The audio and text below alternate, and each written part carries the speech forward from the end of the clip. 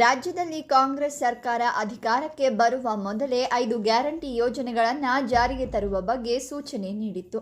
ಅದೇ ರೀತಿ ಸರ್ಕಾರ ಅಧಿಕಾರಕ್ಕೆ ಬಂದ ನಂತರ 5 ಯೋಜನೆಗಳನ್ನು ಒಂದೊಂದಾಗಿ ಜಾರಿಗೆ ತಂದಿದೆ.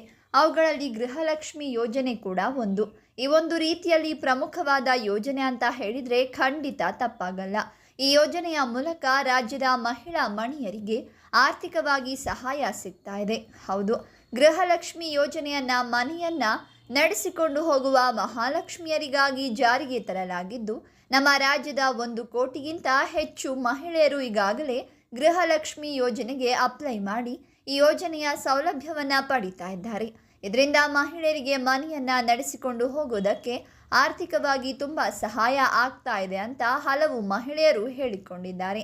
ಇದೀಗ ರಾಜ್ಯ ಸರ್ಕಾರವು ಗೃಹಲಕ್ಷ್ಮಿ ಯೋಜನೆಗೆ ಸಂಬಂಧಿಸಿದ ಹಾಗೆ ಪ್ರಮುಖ ನಿಯಮವನ್ನ ಜಾರಿಗೆ ತಂದಿದೆ. ಹೌದು, ಇನ್ಮುಂದೆ ಈ ನಿಯಮದ ಅಡಿಗೆ ಬರದ ಮಹಿಳೆಯರಿಗೆ ಗೃಹಲಕ್ಷ್ಮಿ ಯೋಜನೆಯ ಹಣ ಸಿಗೋದಿಲ್ಲ.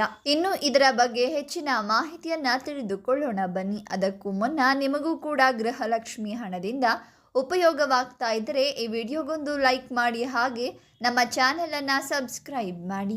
ನಮಗೆಲ್ಲ ಗೊತ್ತಿರೋ ಹಾಗೆ ರಾಜ್ಯದಲ್ಲಿ BPL ರೇಷನ್ ಕಾರ್ಡ್ ವಿಚಾರಕ್ಕೆ ಸಂಬಂಧಿಸಿದಂತೆ ಸಾಕಷ್ಟು ಸ್ಕ್ಯಾಮ್ಗಳು ನಡೀತಾ ಇದೆ. ಅರ್ಹತೆ ಇಲ್ಲದೆ ಇದ್ದರೂ ಸುಳ್ಳು ದಾಖಲೆಗಳನ್ನು ನೀಡಿ BPL ರೇಷನ್ ಕಾರ್ಡ್ ಪಡೆದಿದ್ದಾರೆ.